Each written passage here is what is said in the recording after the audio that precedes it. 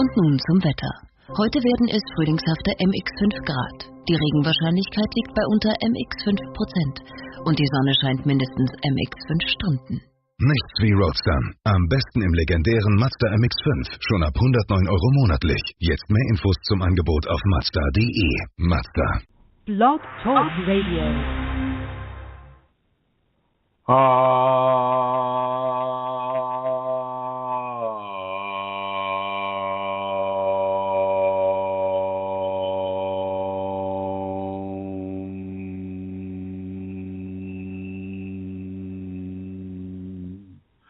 Hello, everyone, and I'd like to welcome you to this conversation about your Kundalini Awakening experience. My name is Kristen, and we're just going to jump right in. Many of the experiences that a person will have within the Kundalini Awakening context will differ from some of the fantastical types of descriptions that people will have with the Kundalini. Often people will just focus on the bliss, they'll focus on the ecstasy, they'll focus on the downloads of amazing information, they'll focus on the phenomena, they'll focus on seeing the colors and the entities and all of the different fantastic aspects of Kundalini phenomena, but they won't necessarily focus so much on the more difficult areas. And before I get going even further here, I'm going to ask Mary Jean or Elizabeth Dalton Gonzalez if the voice is coming through clearly. Sometimes with Blog Talk Radio, there's technical glitches that can occur, and so I would ask Elizabeth or Mary Jean to type into the chat room whether or not the sound is coming through clearly. So, I see Elizabeth is typing. And looking forward to seeing. Sounds great. Thank you, Elizabeth, very much. Okay, yeah. Sometimes, amidst all of the amazing levels of Kundalini activity, people tend to be blindsided sometimes by the not so beautiful, the not so enjoyable aspects, and these. I was discussing with a student today. These just came out from me as being called spectrum teachings. So spectrum teachings cover the whole level of what a person is going through at that time, from the moment that the Kundalini activates within them to the various phenomena that they're having to many of the various detoxifications and manifestations of clearing that a person has to go through. Much of this is extremely beautiful, very, very beautiful. It is, certainly after a person's spinal sweeps, but even before the spinal sweep occurs, the person is going through downloads of information, downloads of truth, and the level and strength of Kundalini downloads of truth is just flat out amazing. And it's a truth that goes beyond just the written word. There's an actual energetic component of inlaid, one might say, upon the words and upon how the words are phrased. So, for instance, the Kundalini will come through an individual and they will write down almost precisely what the Kundalini is downloading through them. And there is that energetic signature upon what they have written. And that will affect anyone and everyone who reads that information. But within the spectrum teachings cover the really, really good, the really, really beautiful, and the really, really hard, harsh, and not so beautiful aspects of how we come into layers of refinement by the Kundalini.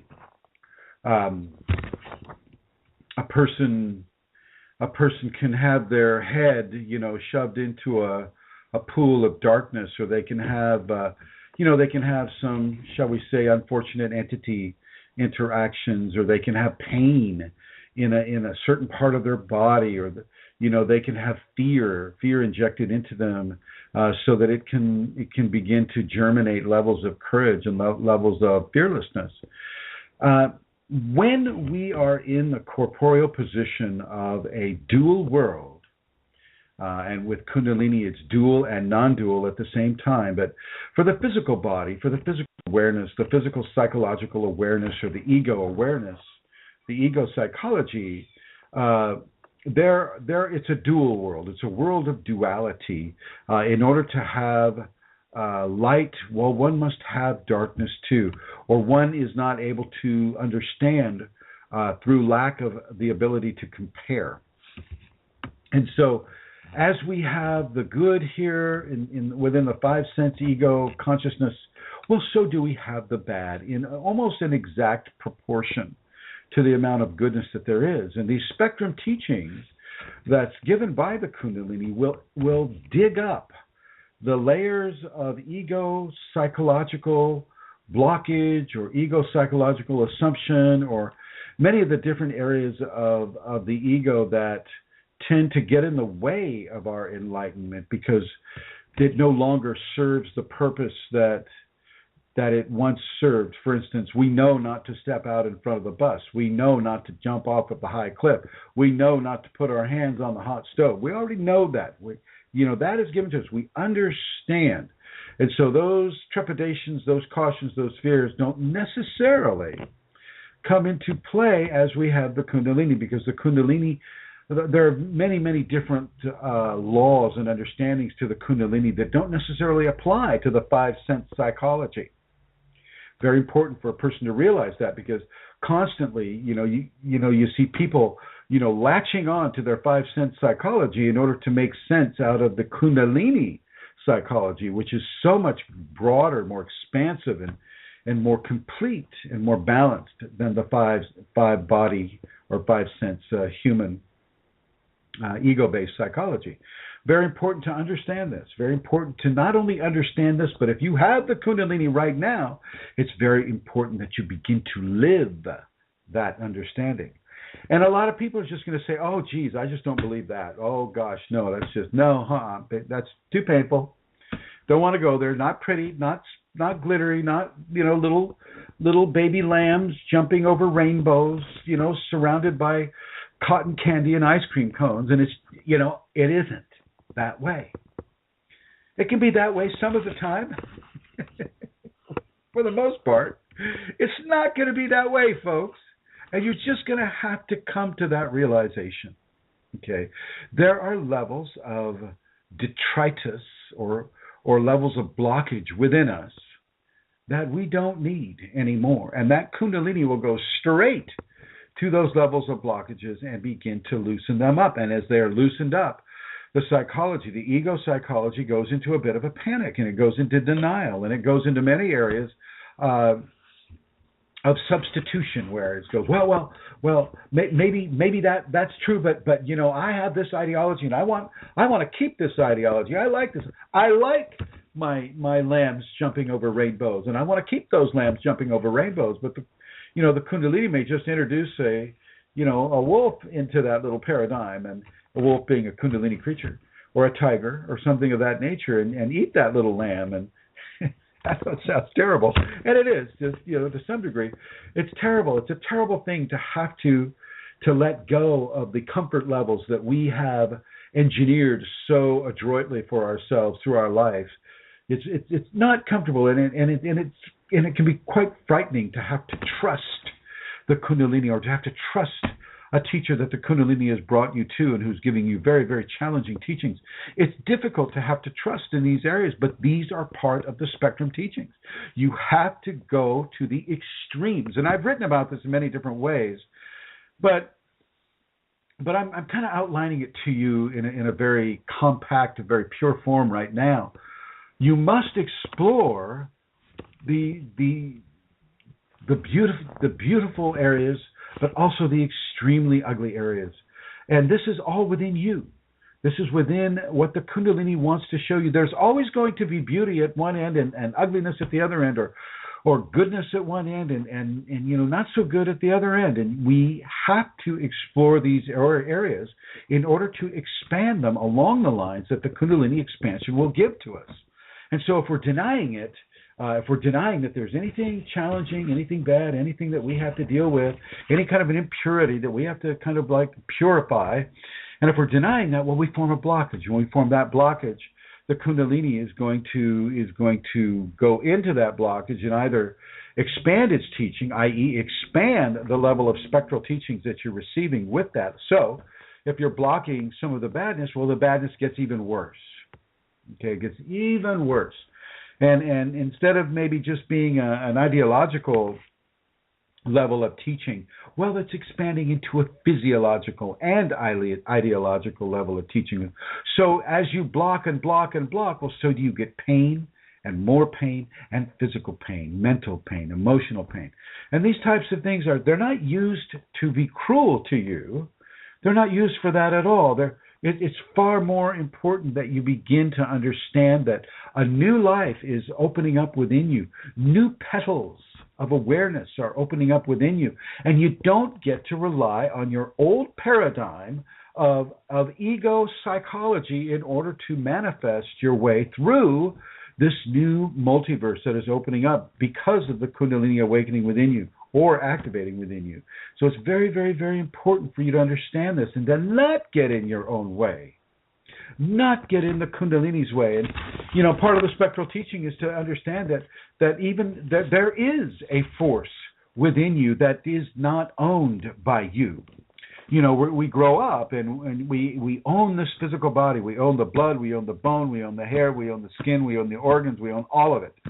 And yet we don't, because when the Kundalini awakens within us, it owns us. God and the divine aspects of who we are, how we are, why we are, begins to take ownership of us. And it only takes ownership of us to a degree that we are able to manifest change and understanding within the Kundalini awakening. It's not about ownership per se. It's about how a parent, how a mom or a dad would take the 2-year-old by the hand and teach them how to use that body, teach them how to use that mind, teach them how to have awareness, how to understand what having awareness is about, and how to make the proper choices in life. And when the child says, "No, mommy," or "No, daddy, I don't want to do this," the parents are going to apply many different levels of corrective measures in order to help that child comply with what it is to live in the physical world. Well, the Kundalini is doing the same thing with us in the Kundalini world, in the Kundalini manifestations of grace upon the body. And so it's very important for us not to get in our own way, not to be that spoiled little brat saying, "No, mommy, I want to put my hand on the hot stove." Because she just might let you. She just might let you. And the Kundalini just might let you. And there's, unless you need that kind of a teaching, it's good to understand that we will be expanded into the extreme ends of the spectrum, of the Kundalini spectrum, of what it is to have Kundalini in a lifetime. We will be expanded into that spectrum.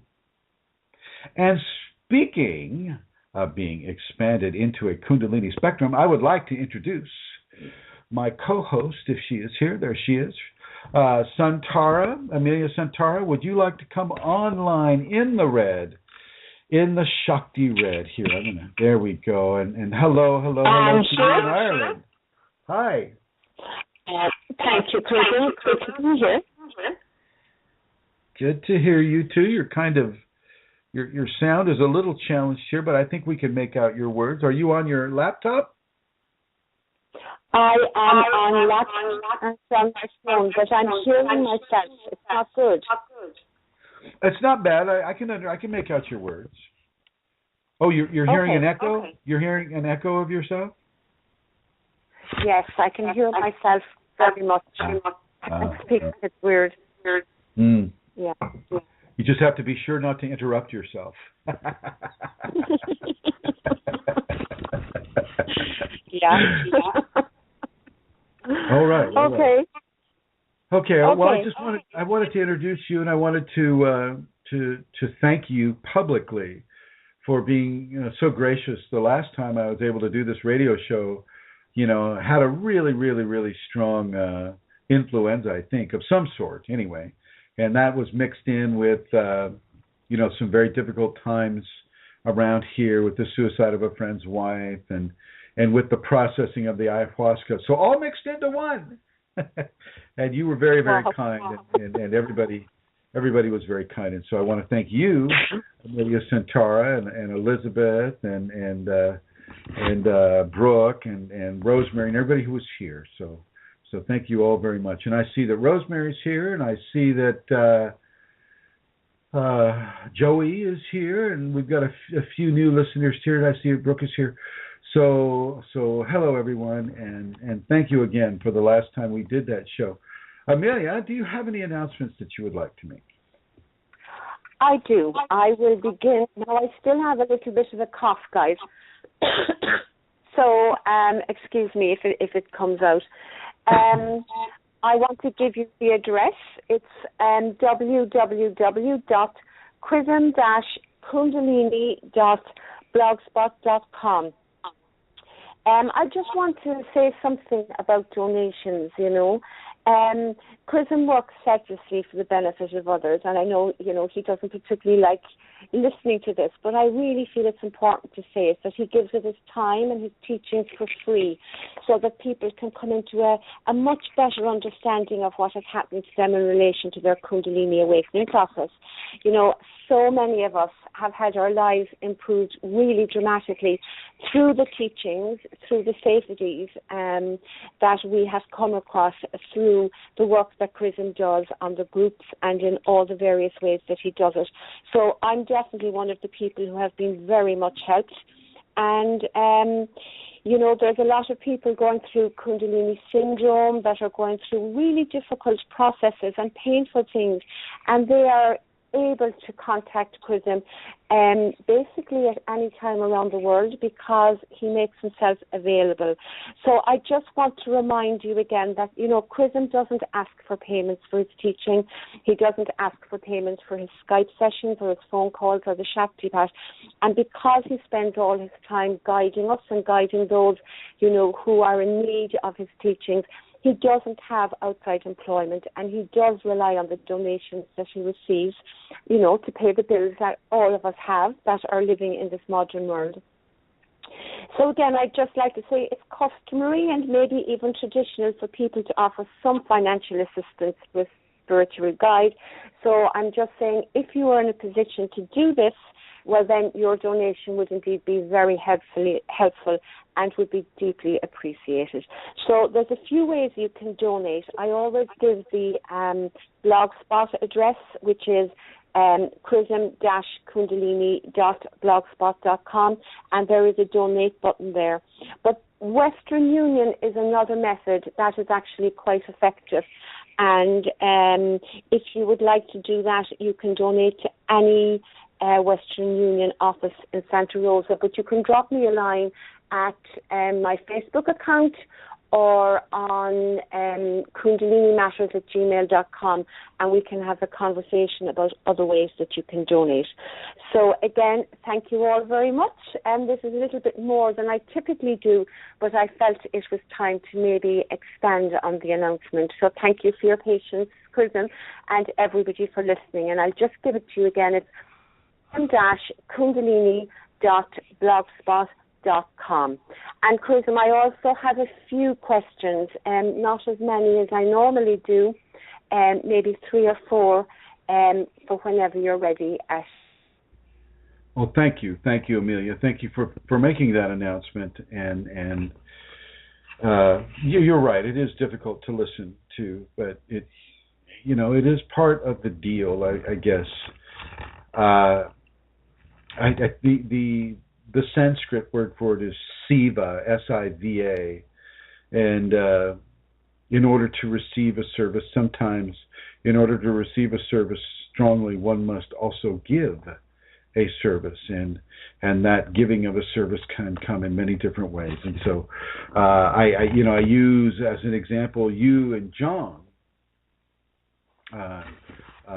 Amelia's husband and herself, they are the reason this show is existing. They are the reason that any and all of you are hearing this program.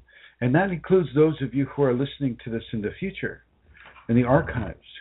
They are the reason that you are participating in this program, and whatever level of grace that is coming through me that may be affecting you is because John and Amelia have allowed that to occur. And so they are giving this Siva, this service, to you and to their Kundalini. And I am also giving that to you from my Kundalini. And so do what you feel you must do. And I think Amelia may have mentioned it's never you never have to buy a ticket to this show. You never have to pay anything. You don't have to donate anything at all. But if Siva is something that you understand, if service is something that you understand, then as she has mentioned, as Amelia mentioned, all donations are gratefully accepted, and they go to. I'm here at this ashram. We've got holes in the ceiling. We've got a bad roof. We've got a lot of different things that need to be taken care of, and so we use that money in those ways. And I just want to say thank you to everyone who has given the donation. And I would name you here, but I'm not sure everybody wants to be named in that way, and so I have to be careful not to expose anybody. But I just want to say from all areas of my heart, thank you for the donations that are being given, and that have been given, and that will be given in the future. Thank you, everyone. And to continue with these spectral teachings, you must reach these extreme ends. And I know it's not always a pretty picture, especially if you're going into the extreme ends where it's much more challenging than as I mentioned earlier, the little lamb jumping over the rainbow. It can be very challenging. Think about this. Think about having to totally surrender yourself to an unseen force that you can't prove is real to anybody.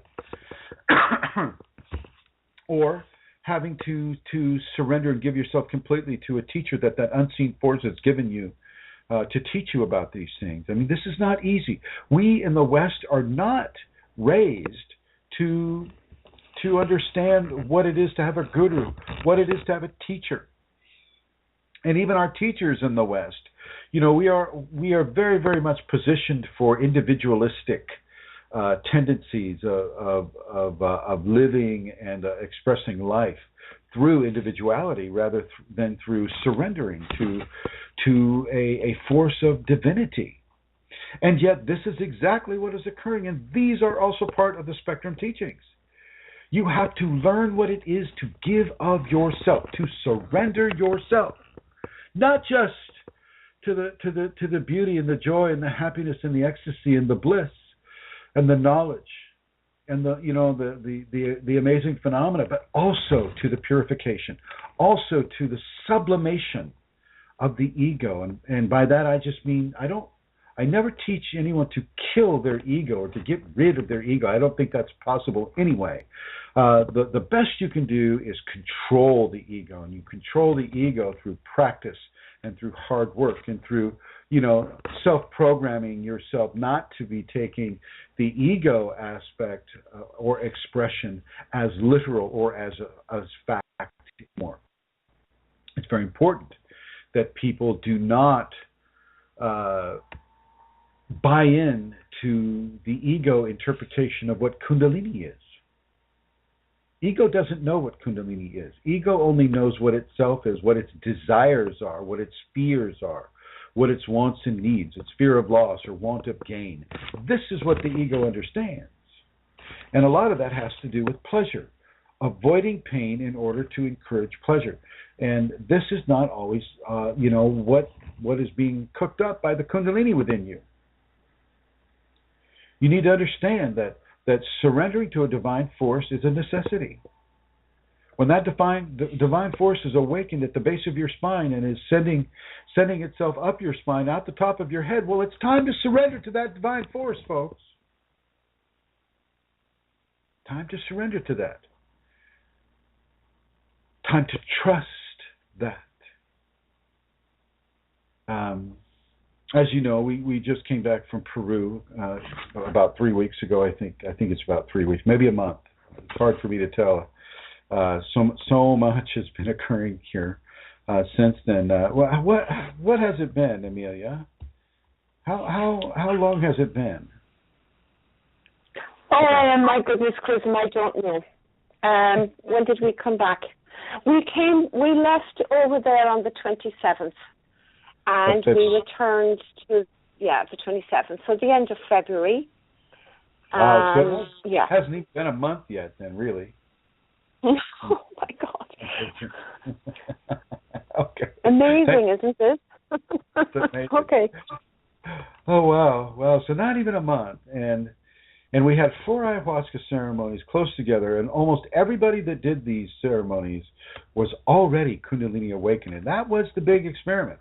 You know, what happens when people that already have the Kundalini going go down to Peru and experience the ayahuasca? Well, you experience different levels of spectrum teachings. She takes you into the extreme, and I'm going to come over here. I see Joey's online, and I'm going to ask Joey. Joey, you there? Yes. Hey, Joey, did you feel during your ayahuasca experience that you were taken into extreme levels? For me, it was a physical level. And, physical yes, extreme. Yes, it was extreme. Yeah. And you started having kriyas as well, did you not? Yes. That's what I mean by physical. Yeah.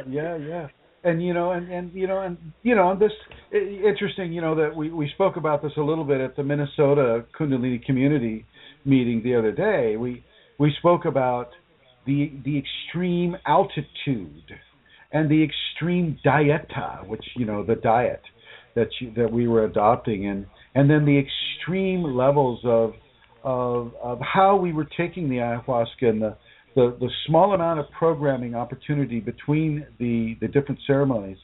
And how has that affected you since you've come home, my dear? I have had a weakness that has clung on, and I think it's part of the ayahuasca experience. The processing of it? Yes. But I feel much closer to my Kundalini, to my Shakti than before. Well, that's great, and I just want to thank you for your participation, coming all the way down there, being 83 years old, coming down, flying thousands of miles into the Peruvian Andes, hanging out with us at 9,000 feet, extreme spectrum teachings there, participating in the ayahuasca, participating in the Wachuma, and coming home and being able to tell the tale. Nicely done. and also experiencing the beauty of that country. Absolutely. That was really, it was just an unusual experience. And dunking your head in the river, no less. Yes. Well, thank you, Joey. Thank you, and I'm going to put you back in the blue here. So this whole ayahuasca thing was an extreme level of spectrum teachings. We were taken to the extremes of how we processed oxygen through our body. We were taken into to the extreme poverty of the little town of Ture, Peru. We were taken into the extremes of divine oneness. At least I can speak for myself on this, and I think it was very, very, very, very important to understand that, we had the Kundalini coming in.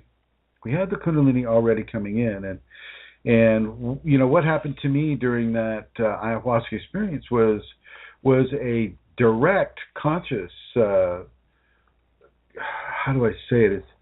I was never disconnected from Kundalini for a single moment, but the ayahuasca opened the doorway even wider than it already had been opened for 26 years. And I saw so much, and I was given so much information.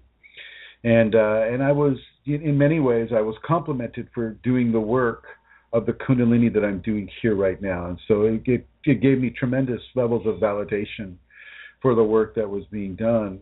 And it also, and I think it had that way for other people too. Like I'm going to mention Elizabeth Dalton Gonzalez, who came into a very, very, very strong communication with one of the forms that the Kundalini takes, and that would be Laranya. And I see Elizabeth, you're there on the chat group there, and if you feel like calling in, I think people might like to hear about the relationship that you had with Laranya. If we didn't discuss that last time, I don't remember too much from that last program that was only for an hour because of the level of illness that I was that the Kundalini allowed me to have more spectral teachings there. And so I just want you to understand that even though the joy and the bliss and the love is extreme, so can the challenges that accompany the other end of those spectrums be just as extreme and just as important for a person to experience. So if you're inside of the Kundalini right now and it's giving you challenges, it's forcing you to surrender to phenomena that you're not comfortable with, like kriyas or entities or flashes of light or starbursts coming at you and swirling around you, or the glistening, or the communication with animals and and all the beautiful things. Will also be prepared to experience some of the not so beautiful things, some of the more challenging things, and it's good to see Manisha. It's good to see you on there too, Manisha. I'm happy you got your PC working, and it's good to see you here. She's on the chat room here, and I just wanted to respond to her. So yes, ladies and gentlemen, if you have the Kundalini now and you are being challenged by it, well, you welcome those challenges. If you are being asked to surrender yourself to an unseen force, well, first of all, I want you to make sure that it's the Kundalini in the first place, because sometimes entities can try to slip in there, and as they try to slip in there, well, a person can have some problems with that. So you make sure that you're having at least 4 to 5 very clear symptoms of Kundalini, and that can be kriyas, which are automatic body positionings. That can be hearing celestial music. That can be seeing lights that other people don't see, or hearing sounds that other people don't hear. That can be, having extreme levels of bliss that nobody else is experiencing, and for no reason other than itself. So make sure that you're having the Kundalini phenomena first. That's the very first thing. Once you ascertain that is happening, then you begin to surrender to it, or you surrender to a teacher that you've been assigned to, and it will give you a teacher. I mean, I've had people email me that the Kundalini came to them in their dreams, and the Kundalini was commanding them to I see you, Centaur, and I see Elizabeth there. Thank you.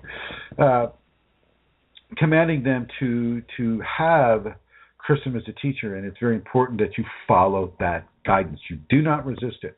I know that for people in the West, it's a very difficult thing to have a corporeal flesh teacher that's in in the paradigm of the mystical or the pseudo religious, which I always say that religion ends, Kundalini begins. I mean, Kundalini is the direct implication and importation of the divine upon the human system, and that is a very, very different world, and there are no religions that teach this, unfortunately.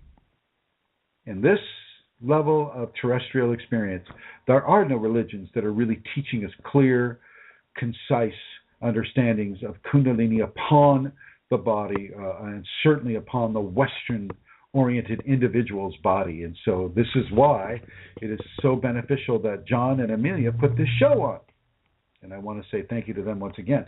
And as I mentioned before, Elizabeth Dalton Gonzalez came down to Peru, but even before she came to Peru, she was in a very strong relationship with her Kundalini, And Elizabeth, welcome to the program, Elizabeth.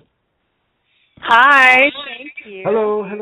And Hello. some of you've had a fairly strong spiritual seeker background even before the Kundalini came up. Is that right? Yes.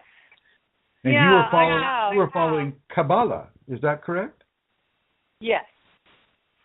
Yes, and even before that, just even as a child, I had a lot of phenomenon and things. I just never knew what it was, until I found this group and finally figured out that there were other people that have similar experiences and found out that it was a Kundalini. And, I didn't have my first spinal sweep till 2005, so but I always think I had a level of merging, but just never knew what to call it, and never knew, people would always say things to me in regard to, you have this sort of radiance or you have this sort of light. I just never knew what they meant or what that was, or that I was different, but I knew I was different all at the same time.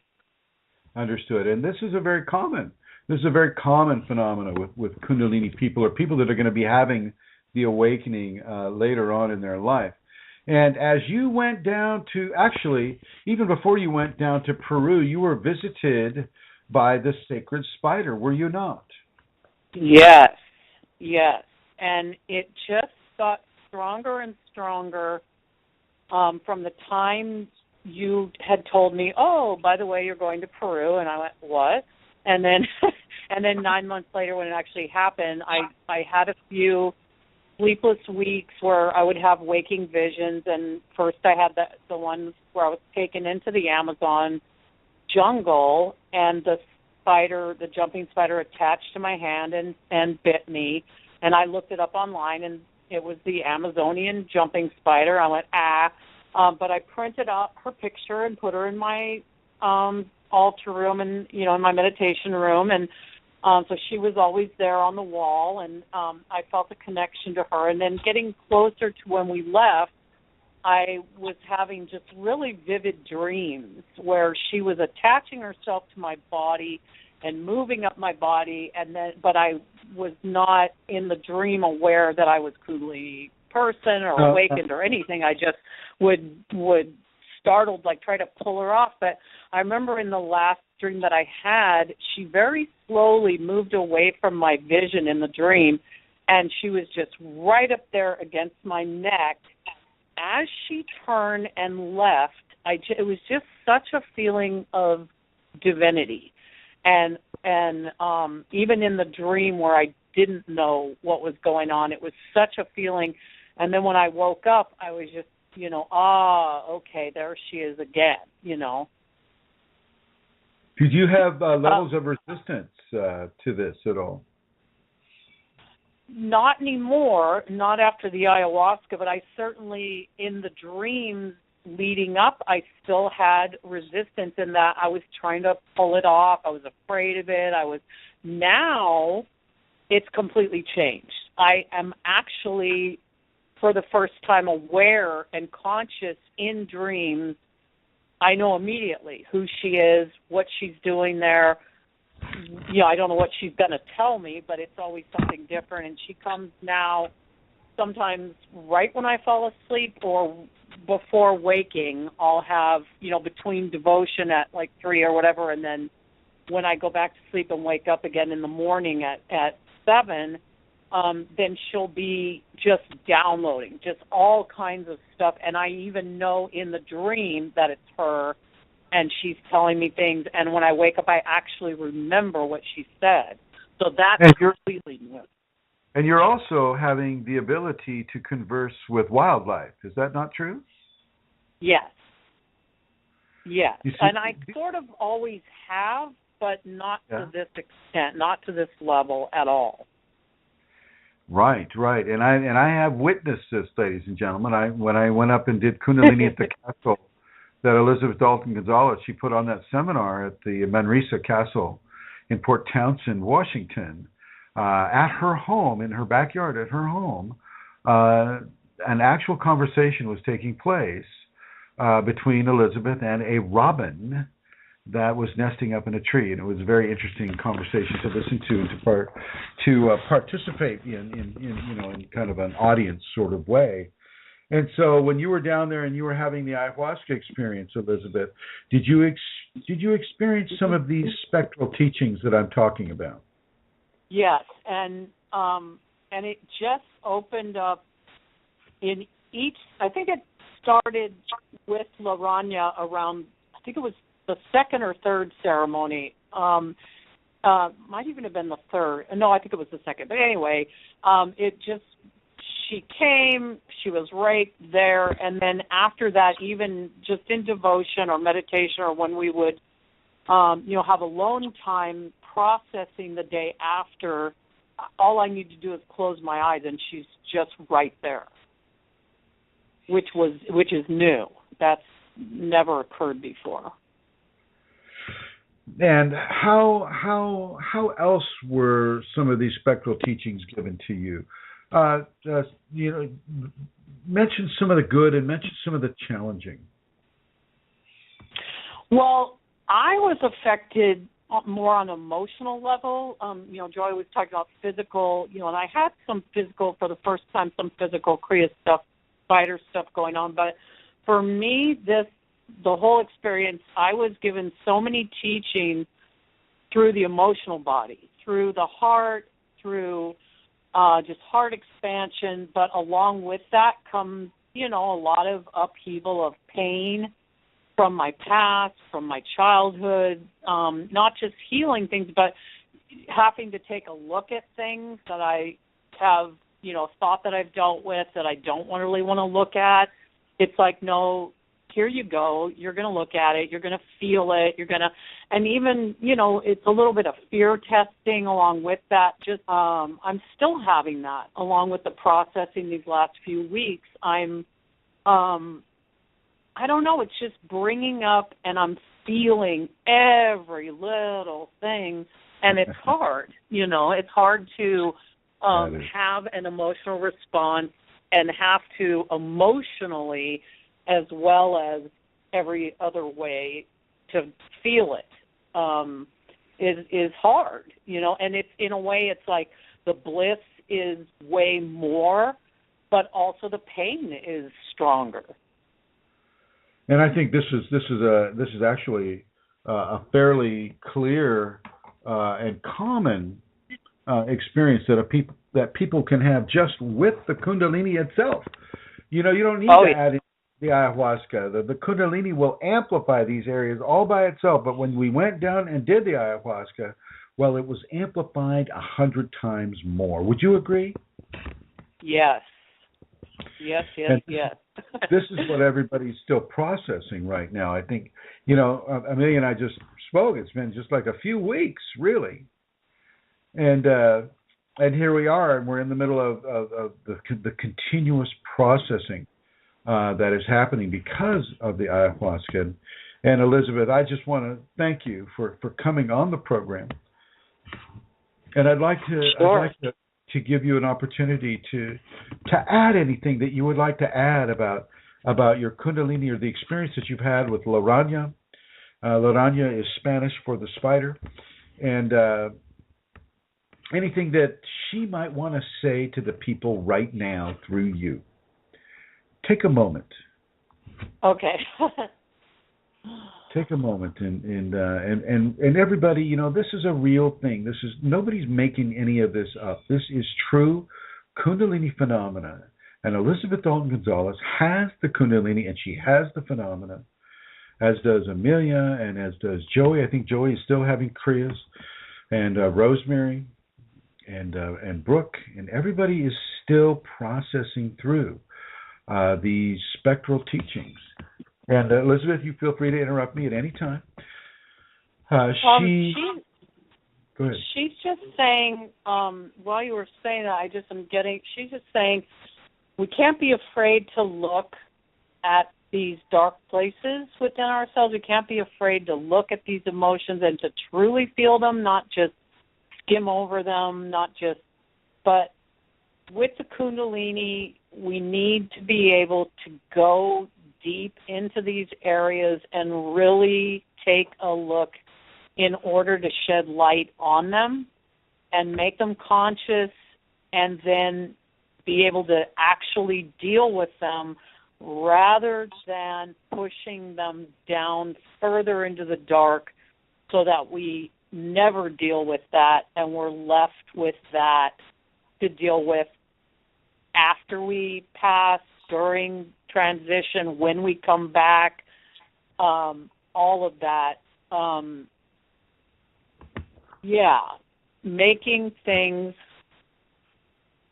putting a light, shining a light, difficult for our personalities, our egos to do that, and that's okay, and we should give ourselves permission that that's okay and forgive ourselves for that, but keep pushing. Always keep pushing that. Understood. And she's always going to keep pushing that with me. Yay. Well, it's so true. It is so true. And we have to look into these shadow areas. And just by looking in them, we begin to work through them. And I just want to say thank you very much, Elizabeth, for coming on the program. And thank you, Laranya, for coming on the program and giving such valuable teachings within the context of the spectrum of the many teachings that Kundalini has to give. Thank you, Elizabeth. Thank you, and thank you for all that you do. And so there we have it, ladies and gentlemen. Elizabeth Dalton Gonzalez and her increased and her amazing level of communication with the sacred Kundalini as it comes through her into the format of a spider or what we're calling Laranya. So thank you once again, Elizabeth Dalton Gonzalez. And so there we have it, folks. This is really important work. You do not want to turn away or run away from trusting the Kundalini or trusting the teacher the Kundalini has given you. You do not want to turn away or run away from having to do the surrender work. You need to be very, very, very astute in self-observation and how you are acting throughout your day, how you are not surrendering or how you're resisting the surrendering. You need to really begin to look at trust, how you're not trusting it, or maybe you're only trusting in certain areas. It's very important for you to understand that you need to give yourself completely into this process. You don't get to just give a fingernail and say, oh, I'm doing it. You got to give the finger that it's attached to, and the hand, and the arm, and the torso, and the legs, and the mind, and the brain, and the spirit, the soul. You've got to give 100% into this, and you will receive 100% out of this. And I know that a lot of you that have had this come onto you where you weren't seeking it, where you go, well, I don't want 100% of this. I get that. I get you. I understand that is the case. Well, you know what? Even though you weren't seeking it, this is not going to go away. And it's there for a reason. And if you're listening to this program, you know that it is a conscious force of divinity within you. And you are just resisting that control that it may be bringing onto you. You want to be in control all the time, and you're just not going to get to be. You don't get to have divine power and divine understanding without having divine refinement at the same time.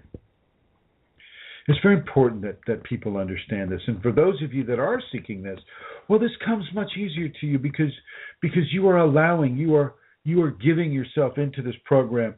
But you need to understand that the level of gifting that is occurring within this program is not easy.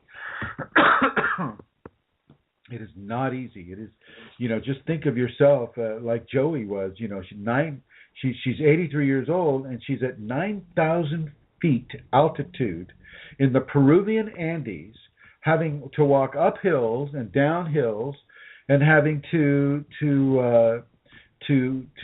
participate in a very, very strict diet, which does not allow a lot of energy forming substances like we're used to consuming here in the West. And she's up there and she's doing this work. She's doing this Kundalini work. She is going for it. And ladies and gentlemen, I want you to use her example and go for it. Do not hesitate. Do not be afraid. You have everything to gain and a lot to lose. And the things that you have to lose are those things that are blocking you from understanding. It's like fear. You have fear to lose. You have fear of loss. And this is fear of loss of material items like chairs or rugs or cars or material items in your life that you become so fixated on that gosh, if you lose one, it's like losing a child, for crying out loud. You need to release some of these things. And most of us here in the West, even I myself, I've got an old black Nissan out there that I can't drive, that I don't have paperwork to, and I need to get rid of it. And even though I've been using it for storage, I still need to get rid of it. I need to clean up the living, clean up the life, and I'm going to encourage you to do the same. You don't get to fixate so much on material items because they're Maya. They're an illusion of ownership. It all belongs to this world. It all belongs to the Kundalini. None of it belongs to us. We just get to use it for a little while. It's all going to get destroyed. It's all going to fall into dust, just like us. So, be open to losing this fear of this fear of not having possessions. Be open to allowing yourself to trust the Kundalini and to trust the Kundalini completely. She may have given you the ways and the means to survive up to this point, but you need to honor that ways and those means by applying the strongest levels of trust that you can apply. And that means the trust of whether you live or whether you die, and when or if that will occur. You trust the Kundalini. This is what happens to me. I live off of these donations, and that's what puts food on my table. And that's what patches the ceiling here in this ashram, even though the ceiling hasn't been patched yet. I mean, when I get enough to have that fixed, then we will do that. But the scenario is you've got to trust this force within you. The more you trust, the greater things happen to you. The more the beauty, the more the joy, the more the understanding, the more the information. And as I've said before, information is power within the Kundalini context. It is a strength. But in order to get that information, you have to trust the source that is giving you that information, and this would be the Kundalini. First, the Kundalini in you. Second, the Kundalini where she directs you to take information. Okay. Very important that you trust and surrender to this. And remember, when I say surrender, I'm not talking about you rolling over and have an enemy pointing a sword at your breast. I'm not talking about that kind of surrender. I'm talking about the surrender of the control of your life, which is even harder. And you've got to remember that Kundalini is a friendly parental force. It is not out there to hurt you. It is out there to clean you up, to change the diaper that the ego has soiled. And don't resist that change. Don't resist that cleaning up, that detoxification of all the things that life has soiled you with. The ego and its interpretation of life has soiled you with. Really begin to understand how important it is to follow the instructions that Kundalini is giving you. And these are not instructions that will be given in a book. Sometimes it is. These are not typically instructions that you'll understand right off the bat. These are compelling. You'll be compelled to do certain things. And you'll think that, I thought it through, and I thought, I got to do this or I've got to do that. Well, it's not you that's thinking it through. It's the Kundalini that is compelling you to think it through. And so you need to start making room in your life for these teachings of a spectral nature, a spectrum nature. If the 5 cents ego embossed personality and life is, let's just say that spectrum is 1 inch across from the right to the left. It's 1 inch across. Well, Kundalini is expanding that to 1,000,000 miles across. And you're going to have to go there. Not all at once, but you're going to have to go there eventually. And it's just like like what Laranja said through Elizabeth just now. You're going to have to deal with it. And it's best for you to deal with it now and work with it now. Learn from it now rather than when you pass away. Because I got news for you, folks. When you pass away, you don't have a physical body to work through this with. You have to get in line and get another physical body and then continue to work that way. Why not do as much of the work as you possibly can do right now? Maybe you won't have to have another physical body. Maybe you will have enlightenment in this lifetime, right now, through the Kundalini in you, right now, as you pay attention, as you surrender, and as you trust. Right now. Right now, ladies and gentlemen. That goes for you who are listening in the archives, you future people. The same thing applies to you right now. You don't have a second to waste. You don't have time to waste. You don't have time to just go, well, I don't know. I just like, gosh, I like my little lamb jumping over the rainbow and those cotton candy and the ice cream cones. I really like that, even though it's full of high fructose corn syrup. But hey, I was raised on that here in the West. You don't have time to do that, folks. God has come calling you. God's hand is on your shoulder, and you do not shove God's hand off your shoulder because you're looking at cotton candy or ice cream cones or little lammies jumping over the rainbow. It's time for you to get to work. You've lived enough life. You've lived enough of a corporeal flesh existence. It's time for you to get to work on enlightening that flesh, becoming that semi-divine person that you are supposed to become, or this wouldn't be happening to you.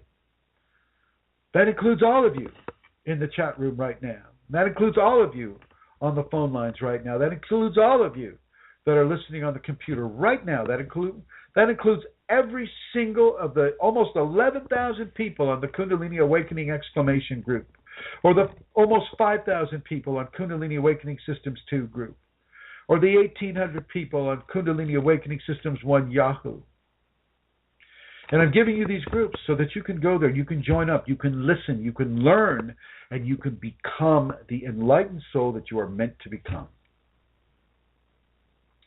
But you got to get the Kundalini first. And once you get the Kundalini, you've got to trust it and obey it and follow its guidance in your life. You might want to look at some of the Greek mythology. Let's just take Hercules, son of Zeus, okay? A son of Hera and Zeus coming together, I think. He listened to the advice that divinity gave him, and he went out and solved those tasks that he had because divinity was telling him that he had to do it, and he trusted that, and he went out and did that. And you are no less than Hercules. You are just the same. You are a son or a daughter of the divine right now, where you sit or stand.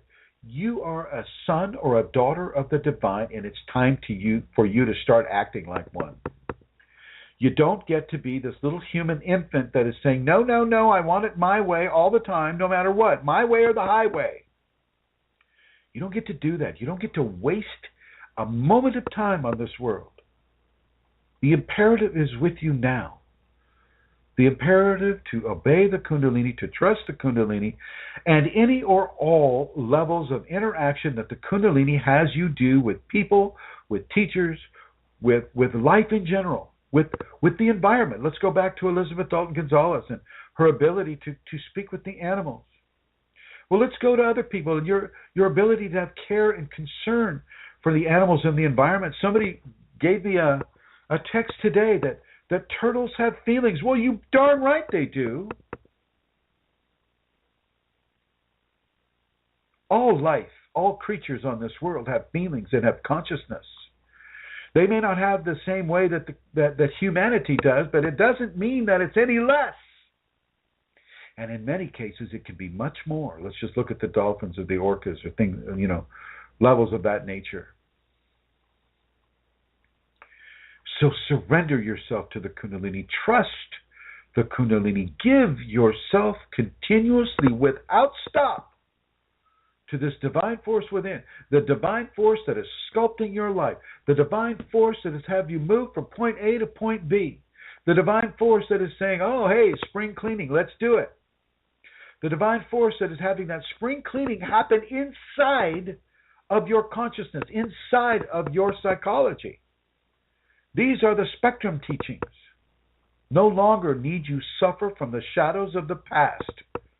But as Laranya said through Elizabeth, you need to go there. You need to look into these shadow areas. You need to bring the light of your consciousness, the light of your forgiveness, the light of your gratitude to grace into these forgotten shadow areas that still have a direct effect upon your life.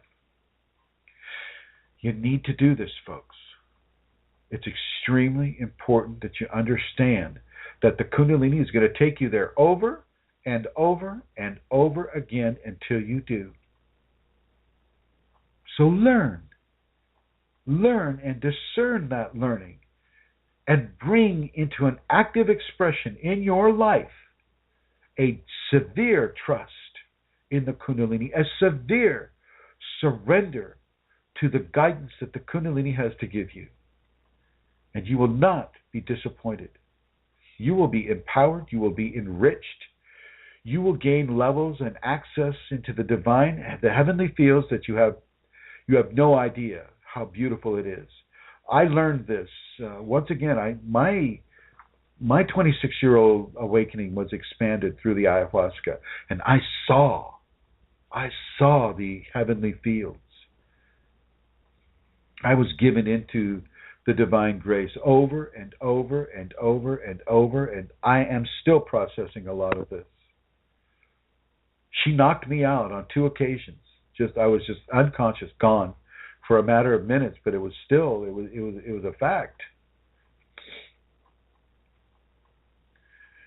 So I'm going to bring Rosemary online here. Hello, Rosemary. Hello there, Christian.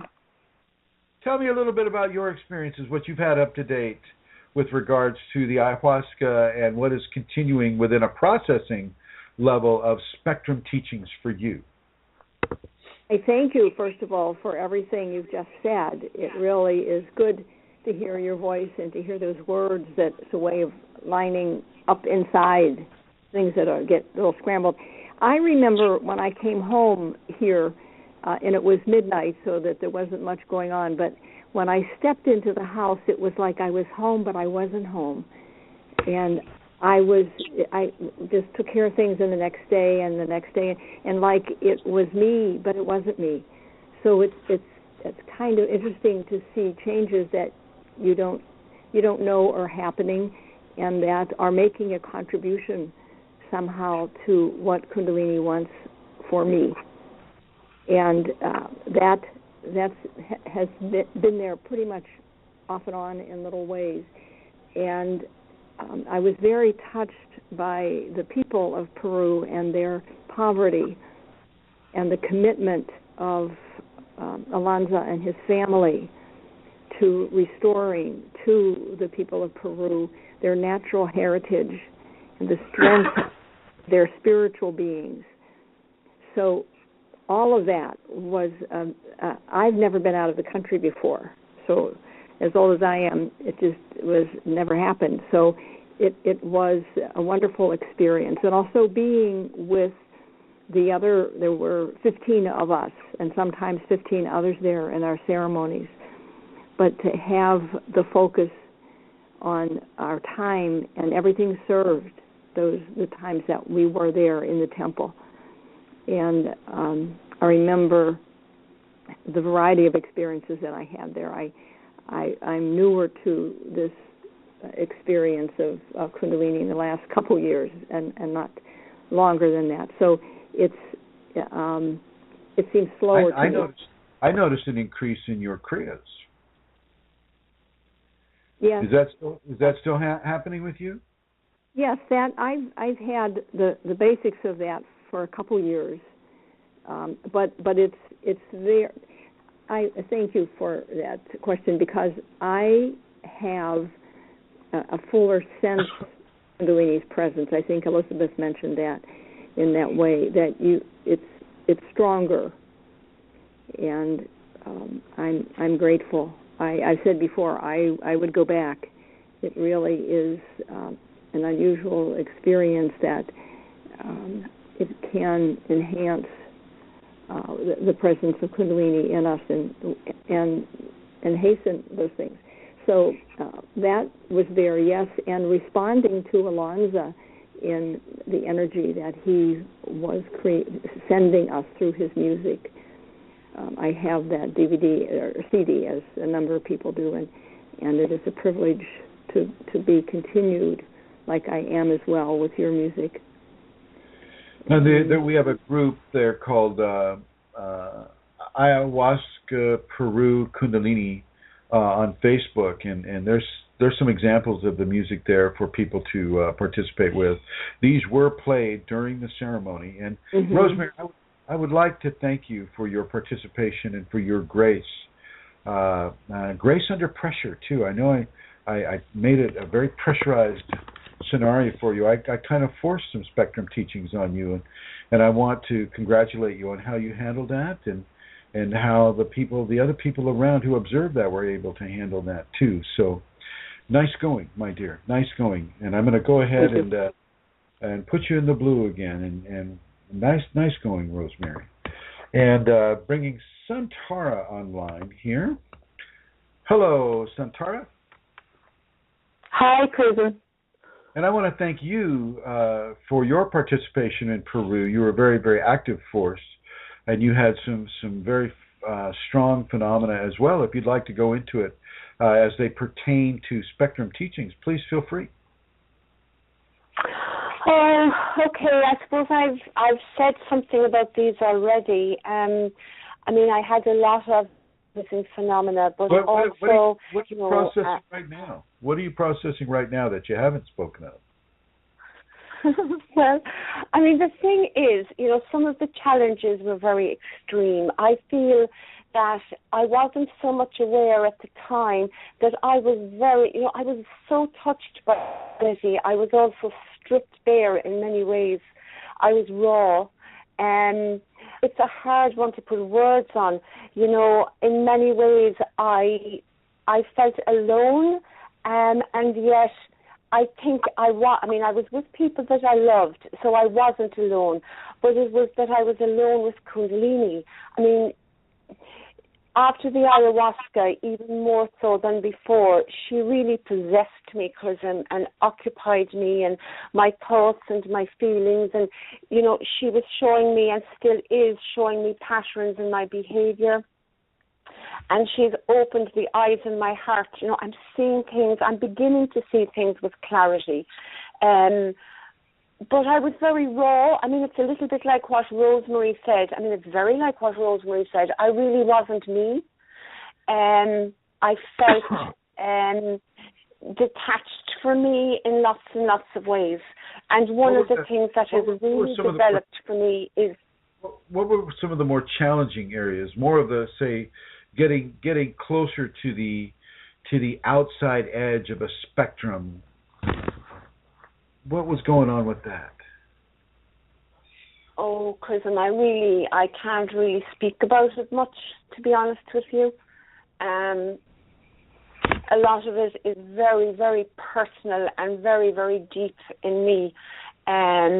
Some of it connected into past things, some of my own patterns, some of the things that I haven't been able to look at before, that I would have been blinded to, or that I would have refused, not so much consciously, but I wasn't. Lately, she's telling me that I'm to open my eyes and to look and to really look at myself, and I have been doing that. And the trust that I would have had before for all the things that Kundalini has done, what you were speaking about, that has really become very, very strong. I mean, I was extremely sick as well when we came back from Peru, and to trust that everything that was happening to me was being allowed by the Kundalini. You know, the hard and difficult things, the shadow stuff that Elizabeth talked about, surrendering in a positive and trusting way into all of that, you know, the detoxing. I mean, that has been amazing, and, you know, loving, really beginning to completely love everything that is being done with me, even the hard stuff. I know I'm not being very specific about the hard stuff, but I just can't. That's okay. You're doing fine. You're fine. And let's go ahead and let's migrate a little bit on over to any of the questions that people may have. Yeah, can you say a little bit about, you know, feeling like you don't belong? Because that was the title that was given to the, excuse me, to the to today's radio show. And I suppose I was thinking earlier, you know, most people that are within... The radio show's been titled already? Seriously? Well, I didn't do it. You did it, I'm assuming. Did I? The title of the show was Feeling Like You Don't Belong. Of this show right now? That didn't happen by itself. That's weird. I don't recall doing that at all, because, you know, I hardly ever but you did. Well, here we go. Well, the feeling like you don't belong is definitely it's the merge of the divine with the mundane. I mean, that's a fairly common. It's a fairly common Kundalini trait. And sure, yeah, I'll go into that. When part of you is divine and part of you is still mundane, it's very, very difficult for a person to feel like they belong. Very, very difficult to feel like all is well inside my head. And so, when the Kundalini comes, a person very often can feel as if it is not, something's not right. Something's not normal with me. I don't feel like I belong to my family. I don't feel like I belong to my friends. I don't feel like I belong at my job. I don't feel like I belong on this world at all. And this is just the beginning of an invitation for people to begin to merge consciously into the divine, to consciously come into an understanding that, yes, you are not the same person you were before. You now have an expressive divine component to your life. And this expressive divine component, which we know of as the Kundalini, is pushing the individual, pushing yourself to expand into a larger body of expression, a larger understanding of a body of information that is coming from that expression. You are being pushed to expand, to fill up a greater level of presence upon this world and within the physical construct of your body than you ever have done before. And this is like with Elizabeth and the sacred Laranya is saying to her, yes, I'm going to keep pushing you to expand, keep pushing you into these areas of shadow understanding so that you are no longer anchored or held back by the lack of understanding or the implication of fear upon the physical systems. And so you won't feel like you belong the same way you always have, but in a greater context, you belong into a greater understanding that is occurring. But this lack of feeling like you belong, it scares people, it frightens people. They have a hard time coming to grips with it because they don't have the level of information, because our society does not support the Kundalini, and so therefore Kundalini understandings are not within a truthful pattern in our society. We have too many people that are trying to make money off of Kundalinis, saying that they're Kundalini awakened when they're not, when they're just harvesting information off of the internet, then trying to pass themselves off as a teacher or things of this nature. People are just trying to make money. And this is one of the reasons why I'm not allowed to charge for the truth. You can't. Truth does not have a price. Divinity does not have a price. It is priceless. And so, yes, you may not feel like you belong the same way you have before, but you do belong. You just belong in an expanded way. And the sooner you get rid of your fear, and the sooner that you stop allowing fear to control your trust or to control your level of understanding of what life is on this world, the sooner you're no longer bound by those handcuffs, the greater your level of expansion will be, and the greater level of expansion that comes gives you a greater level of freedom and a greater level of understanding through that freedom that you are indeed part of an ever-expanding blossoming of humanity upon this world. You are part of that blossoming. And that blossoming is very different. The flower knows itself as a plant before it knows itself as a flower. You, before the Kundalini has awakened with you knew yourself as a plant, with leaves, but not with a bloom. Now you know yourself as a bloom, and you are still that plant, but you're also that bloom, that heavenly bloom upon the stem of humanity, on the stem of the human body. The top of your head is that heavenly bloom, and that's what you feel when you have the Kundalini coming up. And so you do belong, you just don't belong in the exact same way. You have gone further, and you are going further through the Kundalini blossom that is happening to you. So trust the Kundalini. Trust your body. Your body knows the Kundalini. It's only your ego that doesn't really know what's going on. Don't let your life be controlled by the lack of information that the ego has. Allow yourself to be controlled by the divine blossom that you are becoming. And I'm going to come back to Santara here. Hopefully you finished coughing. I know the feeling, believe me. Ask your next question. It's not good. Thank you very much, Chris, and indeed for that. Actually, I'm just thinking, before my activation, when I was much younger, as a child even, I often felt I didn't belong. I really felt that separation. But since my awakening, and particularly since I came into the information from my Kundalini and from your teachings, I really feel I belong now to that divine force within me. That union that has happened, I belong to that. And it's an amazing way to be, isn't it? It's very beautiful. I love it. Very beautiful. Very beautiful. Okay. My first question is, it's something that somebody wrote into me, so there's a couple of sentences in it, Chrism. In 1987, I sat down to meditate for the first time. I'd never done any meditation, and all I knew was that you sat cross-legged and breathed gently.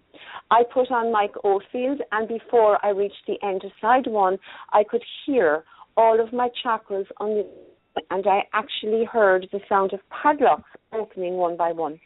Then I experienced what I felt was a shoot of white light rising from out of the top of my head. Was that a Kundalini awakening of some kind? It's possible.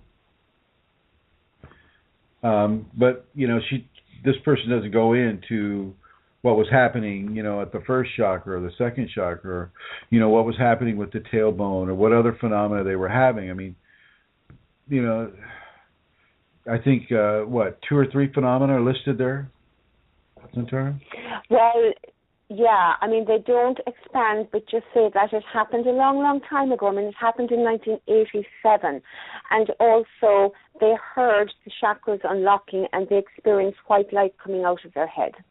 but they don't mention anything else. And it's a man, and I don't really know anything further.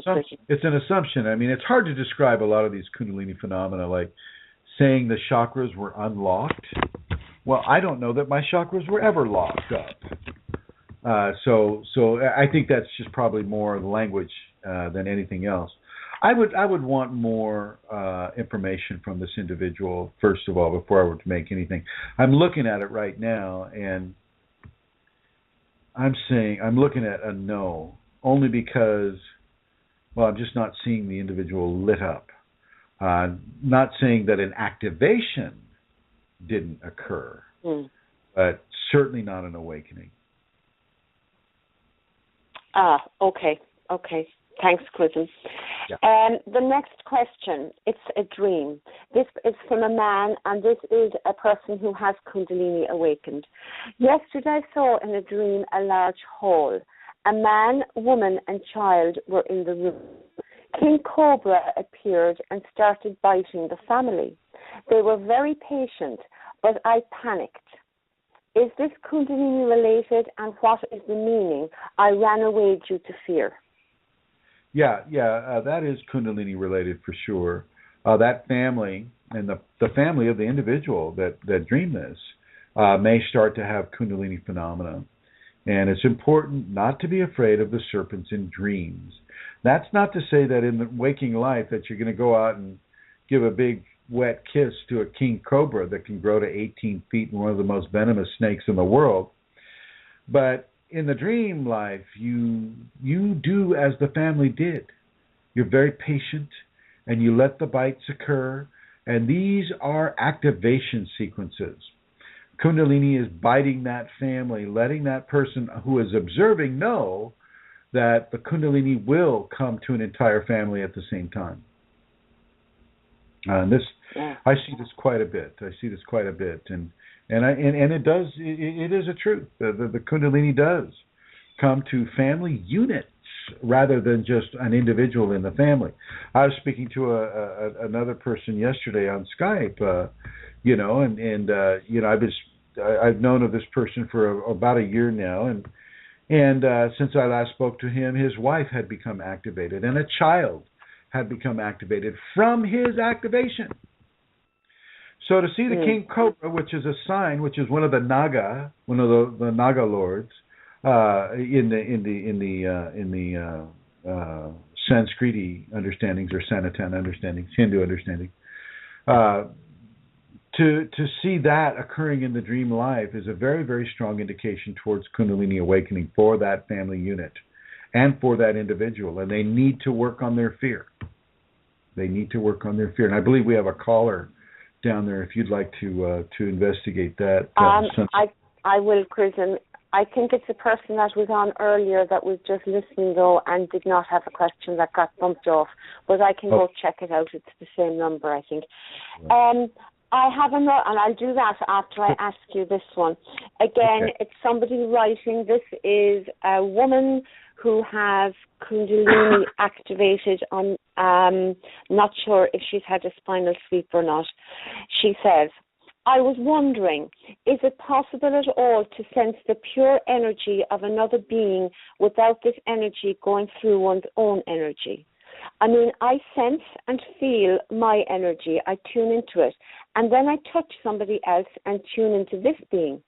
What I sense is what my energy is picking up, that there is a filter, is there, and an ego component, often interpretation knowingly or not. When I tune into my energy system, I still have difficulty sensing what is Kundalini and what is mine. When I feel a pressure at the base of my spine, then I know it is Kundalini, but otherwise, I guess there is always a filter, unless you're enlightened or have some siddhi. Of course, one can also discuss what is my own energy, also from the source, I guess, or are there energy systems strictly human? I know people speak of Reiki energy and Chi energy, and then there is Kundalini, which obviously stands out. So again, I'm wondering, is it possible at all to sense the pure energy of another being without this energy going through one's own energy? Wow, that's a confusing question. Yeah. Well, I'm reading it straight. None of it. My computer just died. I've lost the studio prism. I can still hear you. I've lost. I hear you, my dear. I can hear you, but I have no visuals now, Prism. Okay. So you have to put me in the red.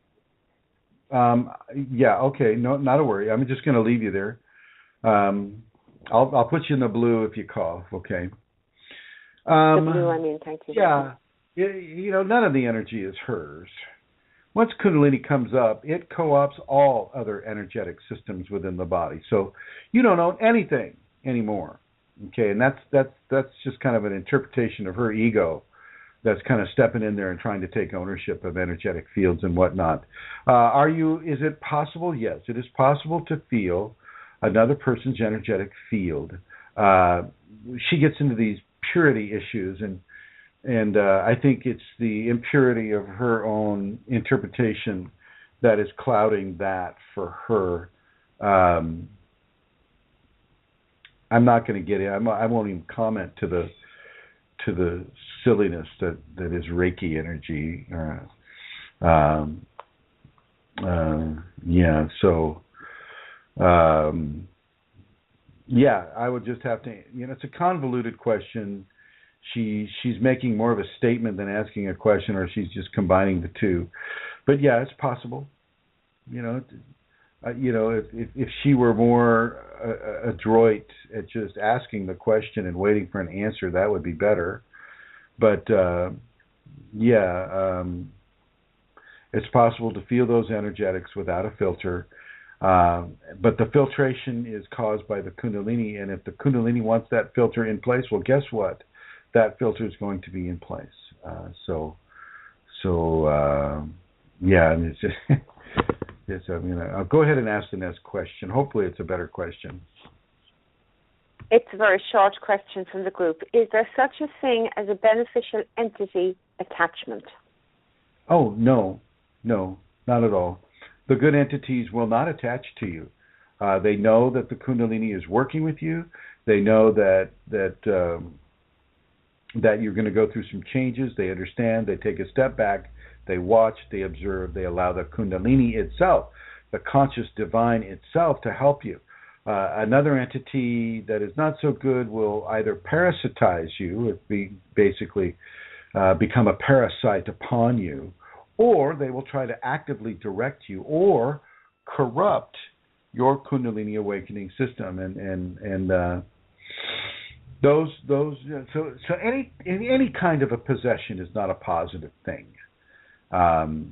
Those, as I mentioned, the responsible entities, they won't try to attach to you. They won't try to steer you this way or that. That's the job of the Kundalini, and they know that.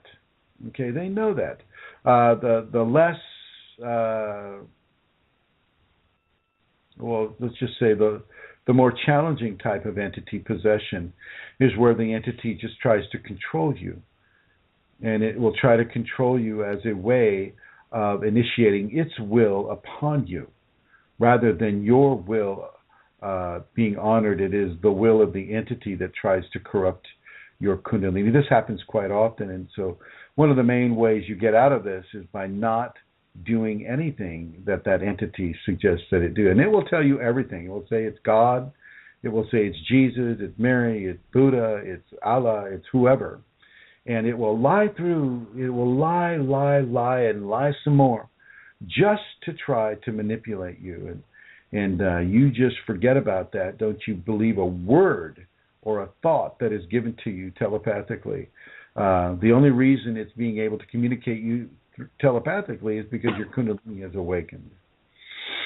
So no, there is not a scenario where a possession is a good thing in any way, shape, or form. Next question. Oh, okay, Kristen, thank you. And this next one is Is an awareness of past lives or even aspects of a past life important or not in this current life? Well, let's just say if you developed a blockage through the death in the last life, So for, let's say somebody drowns, right? And so now they're in this life, they're in the next life, and they are deathly afraid of water. Well, that water fear can block them in this life, and so to have that awareness of that they need no longer be afraid of water is that can be a great benefit to an individual. For the most part, though, no, you are not allowed to remember past lives, and you're not allowed to remember them for the sake of the purity of your response to current life karma. And it's important for you to understand that that's why you don't get to have memory of a past life. It's because of the purity of your response to the karma that you're meeting in this life. And if you have information from a past life, well, then you have information about what that karma was and why that karma was, and you're going to try to manipulate that without a level of purity that not having that memory would give you. And so it's very important for people. They all want to go into the past life. Oh my gosh, I want to know, was I Cleopatra? Was I Solomon? Was I, John Wayne? Was that who I was? Nobody wants to be a ditch digger in the past life, right? So this is all really more about the ego than anything else, and certain levels of ego aggrandizement. But if a person drowned or a person had some sort of a traumatic ending that ended up as a blockage in this life, well then yes, that can be helpful. But for the most part, people are not allowed to know their past lives, and these are for very, very good reasons. And for the most part, it's for the meeting of the karma that the person is meeting in this life, rather than knowing the answer beforehand. We get to meet our karma with honesty and with integrity, and that is really only given through a lack of memory. You don't know who you were or what you did, and that allows you to meet your karma honestly on this plane at this time in this life. Next question. Mm-hmm. And that was the last one, Chrism. That's actually, thank you for that answer. That was my very last question. I didn't get so many this week. No, that's fine. That's fine. That's all good. I want to. I'm going to give out. To give out that address again, though, Chrism, if I may. If people would like to make a donation, it's www.chrism-kundalini.blogspot.com. Thank you, Amelia. And I'm going to go ahead and put you in the blue here, just for a little bit here. And the information given on this program comes straight from the Kundalini. I don't really have almost everything I say, in a very strange way, comes from the Kundalini now. The blending is so complete, and even more so now after the ayahuasca, that this connection is extremely expanded now. Some things are not for the general populations to know, only because they don't have the ability to understand what is being said. And it's very true, as the Bible says, don't cast your pearls before swine. And that's kind of a judgmental way of saying, don't give people information that they don't understand. Okay, for those of you that have the Kundalini, this information has a level of understanding for you. Go with that understanding. Trust your Kundalini. I think this is really what this program is all about. It is surrendering to the Kundalini and trusting the Kundalini to handle you with care, handle you with grace, handle you with love, and with the love of a parent, the love of an older sibling, somebody who cares about you, somebody who's guiding you and is taking you into ever-expanding levels of grace. This is what the show is about. This is what the Spectrum teachings are all about. And as Laranja said through Elizabeth, this is what the Kundalini wants you to do. You need to look into those shadow areas. You need to open those closets. You need to get under that bed and clean that out. And as you do that, you open yourself to greater levels of divine intuition, divine understanding, divine grace. This is what is very, very important for you to have at this time. You need to understand this. You don't want to hide from this. You don't want to hide from the difficulties. You want to embrace them. And as you embrace them, they have less control over your life. Now I'm going to bring Centaura back. Centaura, do you have any last words for this program? I suppose I would just like to say what a privilege it was to be in Peru with everybody. You know, everybody was amazing. Our most senior member is such a beautiful, gentle woman, and yet so very, very strong. She was a great example and a wonder to be around, as was indeed Rosemary, whom I shared a room with in the ashram afterwards, and Elizabeth, whom I shared a room with in Peru. And I just want to say thank you to everybody, because it was just an amazing experience. And thank you to George or Jorge, and thank you, Chrism, for organising the trip and for bringing us down there, and for all that has opened in my life and in my process since. I am so thankful for it. So thank you. That's all. You're very welcome, and I too would like to thank Elizabeth and you, Centaura, and Joey and Rosemary and all the people here, Elizabeth Dalton Gonzalez, Lana Seeker, and Manisha, Mary Jean, and everybody in the groups. We'll probably be going back down to Peru again, perhaps in early August 2016. So if people have an interest, please contact me. You can contact me at K as in Kundalini, FIREFORALL, K Fire for All, at yahoo.com, and you can reach me at Chris Mitchell on Facebook, and otherwise known as Chrism Kundalini on Facebook. And my page is open to the public, but in case it's for some reason you can't, maybe I blocked you. If you need to get a hold of me, you can reach me on Kundalini Awakening Facebook, Kundalini Awakening Systems 2 Facebook, Kundalini Awakening Systems 3 Facebook, Kundalini People Facebook, Kundalini Healing Facebook, and Yahoo groups, Kundalini Awakening Systems 1 on the Google groups there, trying to remember what that's called. Feel free to contact me about your Kundalini Awakening situation. And you can also find me on about 337 videos about the Kundalini, strictly about the Kundalini, on the YouTube video network. So feel free, and that the keywords there would be Chrism Kundalini, and then that will lead you to all of the videos, and these are all free, and so are all of you, all free, if you'll just reach out and make it so. Thank you for joining us. And yes, Centaura? No, I'm smiling. That's so true. Thank you. We are free when we reach out, when we trust, when we surrender. Thank you. And indeed, and I'd like to say goodbye to everybody here. I'd like to say thank you to John and Amelia for having this program, and blessings to all of you. I will end this show the way I begin it each time, and here we are.